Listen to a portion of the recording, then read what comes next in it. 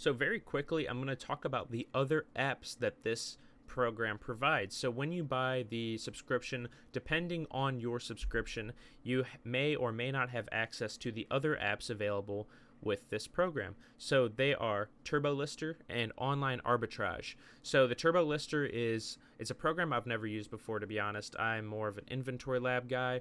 I have a bunch of videos on that if you guys are interested.